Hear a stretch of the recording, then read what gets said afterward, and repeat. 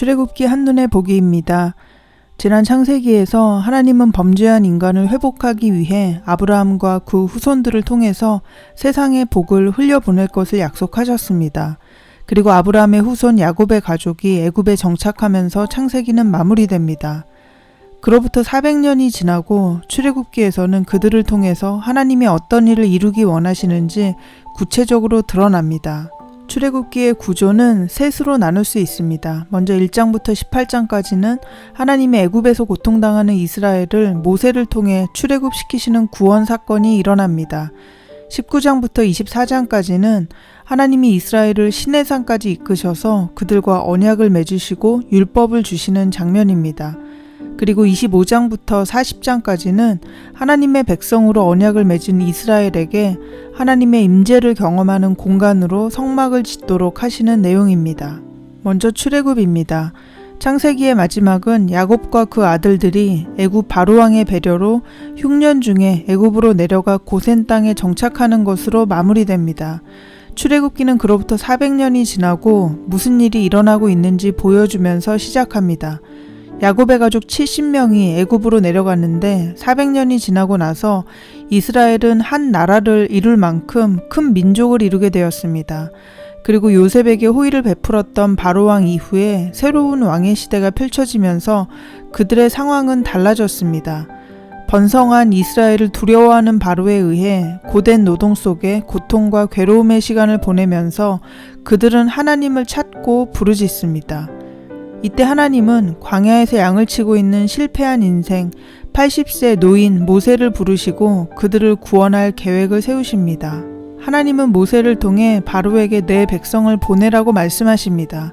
그렇지만 바로는 이스라엘을 쉽게 보내주려 하지 않았고 이때 하나님은 10번의 재앙을 통해 이스라엘을 출애굽시키십니다.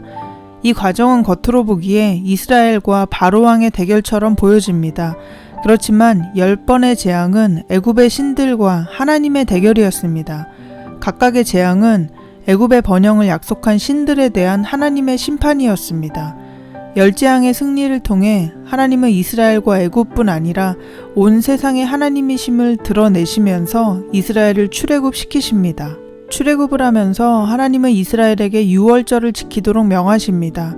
10번째 재앙으로 애굽의 모든 장자가 죽음을 맞을 때 하나님은 이스라엘에게 어린 양의 피를 문설주와 임방에 바르면 죽지 않을 것이라고 말씀하셨고 약속대로 그들은 구원을 받습니다.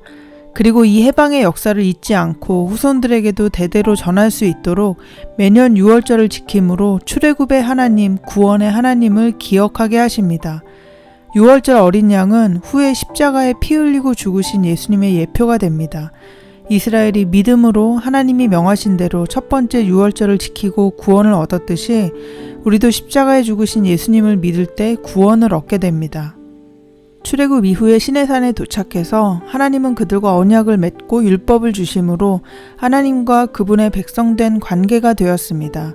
하나님이 그들을 구원하신 이유는 아브라함과의 약속을 기억하셨고 그들의 고통을 긍휼히 여기셨기 때문입니다. 그리고 그뿐 아니라 모든 민족과 온 땅에 대한 하나님의 계획에 그들을 사용하시려는 뜻이 있었습니다. 하나님은 모세를 통해서 이스라엘에게 말씀하십니다. 세계가 다 내게 속했고 너희가 제사장 나라가 되며 거룩한 백성이 되리라. 하나님은 세계와 모든 민족의 하나님이십니다. 그 하나님이 이스라엘을 부르신 것에는 그들을 향한 하나님의 계획이 있었습니다.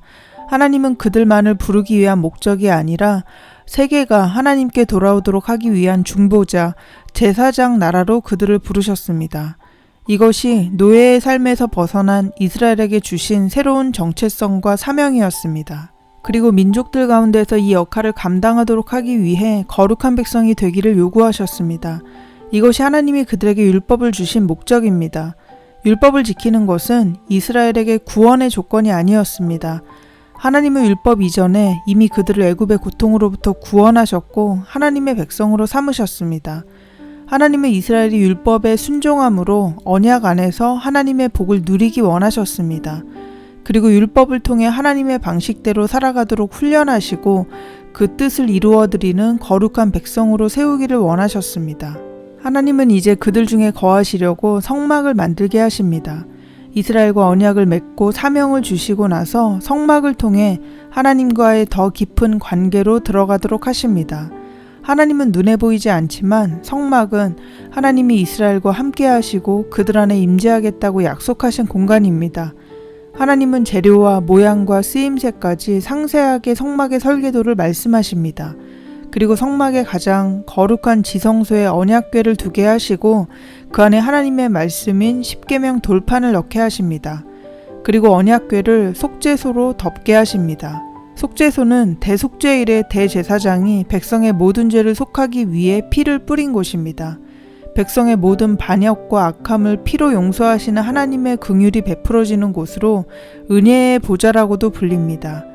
이 속죄는 후에 예수님을 통해서 성취되었기 때문에 우리는 예수님의 이름으로 은혜의 보좌 앞에 직접 나아갈 수 있게 되었습니다. 이제 이스라엘은 이와 같이 말씀대로 순종하여 성막을 짓습니다. 그리고 성막이 완성되어 하나님의 영광이 충만히 임하면서 출애굽기는 마칩니다. 출애굽기는 성경 전체의 주제의 축소판이기도 합니다. 또 그리스도인의 삶이 무엇인지도 보여줍니다. 성도는 구원의 자리에 머무는 것이 아니라 새로운 사명을 부여받습니다. 성도는 이 세상과 하나님 사이에서 중보자로 부름받은 존재입니다.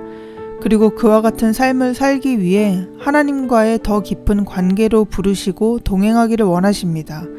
출애굽기의 출애굽, 언약과 율법, 그리고 성막은 그 과정을 보여줍니다.